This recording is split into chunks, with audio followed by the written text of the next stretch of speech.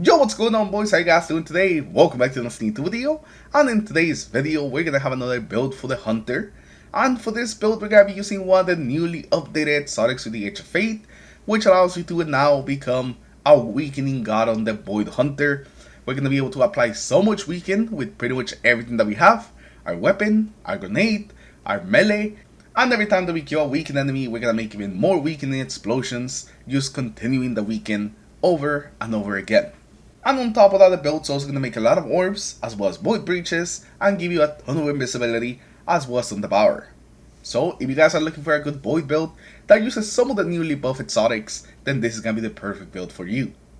So hopefully you guys enjoyed today's build, and if you do, remember to leave a like, and subscribe to the channel in case you guys haven't already, for some more builds. So now let's get into it, and let's start with the main thing that makes this build work. Let's take a look at our exotics. Now for our exotic piece of armor, and the main part of this build is gonna be the newly buffed Khepri Sting.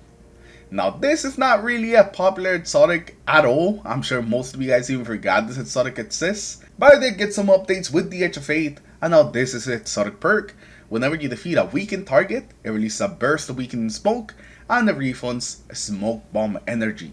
So no longer is it tied to you meleeing things, it's essentially now used a weakening extender exotic. And this exotic is the reason that we're going to be able to just chain weaken over and over again, because as long as we keep killing weakened targets, we just keep making more weakening clouds. And on top of that, whenever we defeat some weakening targets, we also get some smoke bomb energy, and the amount of energy we get is a lot. It's definitely quite a lot, so you're going to be able to throw your smoke just pretty much whenever you want. Now for the weapon, I consider a bunch of different ones, but I ended up settling on the third iteration. This thing is just so good this season. It does so much damage. Even in some of the endgame content, as long as you're charging up the shot, it's gonna be doing so much damage. And since it's a new weapon, it's also a feature weapon, meaning that just down its own also gives it more damage. So I really been enjoying this weapon, but the one downside of this weapon is that for it to really work with this build, you need the catalyst. And what the catalyst gives this weapon is that every time that you get some precision final blows with a charged shot, it's gonna release the weakening blast, just allowing you to weaken things from pretty far away. Pretty much any range that you can hit something with a scout rifle, you're gonna be able to weaken enemies. And once you get at least one weakened enemy, then you can just keep chaining that weaken thanks to our exotic piece of armor. So this is just like the perfect weapon, and it being a very high damage scout rifle, it means that you can pretty much apply this from any range. No matter how far away the enemies are, you're always going to be able to apply that weaken thanks to this catalyst. And on top of everything, you also get tons of invisibility with this weapon when getting those precision kills, so it's going to add even more invisibility to the build.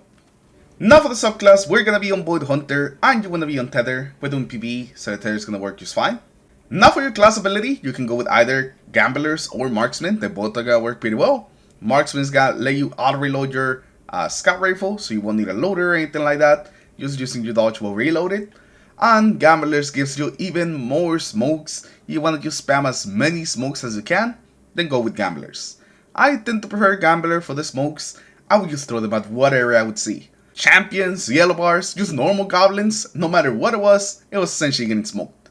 And for your grenade, you don't really have to go with a specific one, pretty much anyone that you like, but I tend to like the suppressor or the vortex. Maybe sometimes the magnetic grenade as well, but those are the ones that I tend to like, but you don't have to go with a specific one. Now moving on to the aspects, and this is where I spend the majority of my time. I spend so much time just testing out different combinations of aspects, and just things that would work well with this build. And I feel like you can make a lot of these combinations work because they're all kind of related to invisibility. But the one that I ended up going with, and the one that I think that you should go with, is you want to go with its Style Executioner, meaning that every time you defeat weakened targets, you're gonna be going invisible. Whenever you defeat suppressed targets, you also go invisible, but it really is gonna be just the weakened targets. We weaken a bunch of stuff, so we're constantly gonna be proccing Style Executioner and constantly going invisible. And if you want a little bit extra invisibility, you can also go with either Trapper's Ambush or Vanishing Step. These two give you a very consistent of just going invisible on demand, so whenever you need it, even if you don't have time to kill an enemy to activate a Style Executioner, you can activate Trapper's Ambush or Vanishing Step and just get the invisibility. If you want more safety on the build, I would definitely recommend one of these. I actually kind of prefer Trapper's Ambush because you can actually make your teammates invisible, But there is another option if you think a Style Executioner is enough, and is running Style Executioner with On the Prowl. Now, On the Prowl ended up working really well because I use marks random enemies. And whenever you defeat those enemies, they make a weakening cloud, so it adds even more weaken to this build. It also adds more invisibility because if you walk through the invisibility cloud, you will also go invisible. But since we have a scout rifle, we weren't really taking advantage of the invisibility cloud that often. We were mostly just going invisible with Style Executioner. So On the Prowl actually ended up working really well, and just Style Executioner plus the weapon itself making this invisible, I felt was enough invisibility, especially with the playstyle of this weapon, which is already pretty safe and far back. Now for the fragments, we're going to be on Echo Persistence. This is going to increase the amount of time we have without Devour and our invisibility, meaning that we just have them up a lot more often. After that, we're going to have the Echo Harvest. This is going to make it so every time we defeat some of those weakening targets, we gain some Orso power as well as Void Breaches. This is going to be very nice, and since we have so much weakening on the build, this is just something that we're constantly going to be proccing. And whenever we pick up some of those Void Breaches, they do give us class ability energy, so we can use our class ability more often. After that, we have the Echo Starvation. Whenever we pick up a Void Breach or a normal power, we gain Devour. And this, plus the previous fragment, the Echo Harvest, means that we're going to have Devour quite a lot. Because we're just going to be making both of the things that will actually activate Devour. And lastly, we're going to have the Echo Wonder Mining, which is going to also give weaken to our grenades. And if you do end up having this final fragment, you can go with the Echo Vigilance to get a couple of extra overshields. That's going to work pretty well with some of the other fragments that also increase the time of your overshields, and it gives you a bit of extra damage resistance.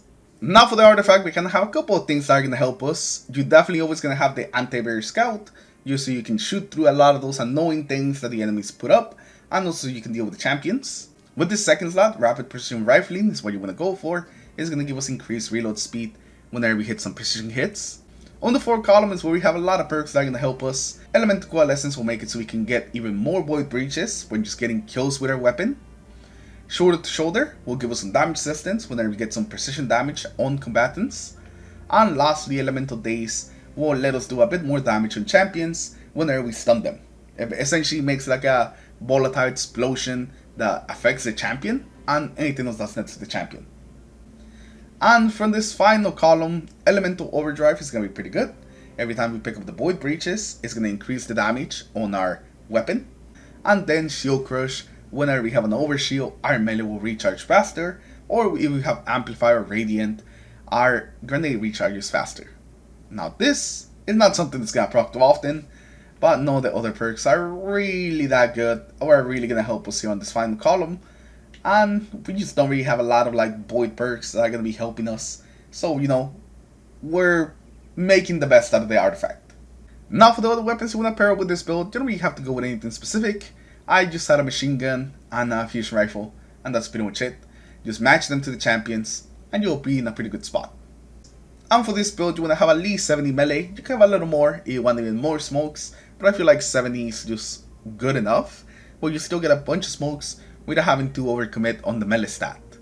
But besides that, you want to focus on, you know, the usual things. Super, class, grenade. Those are the main stats that you're going to want to. As long as you have 70 on your melee stat, you can go with any of the other ones.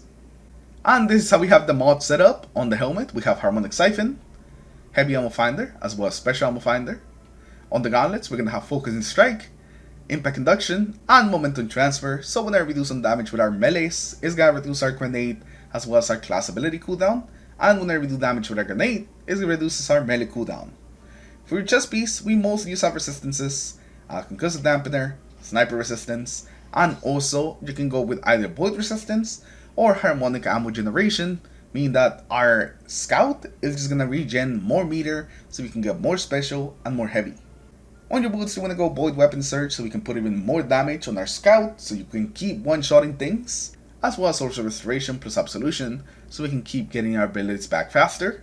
And lastly, for the class item, you want Reaper, Outreach, as well as Bomber, so every time you use our class ability, afterwards we can make some more power, and it also regens our melee and our grenade.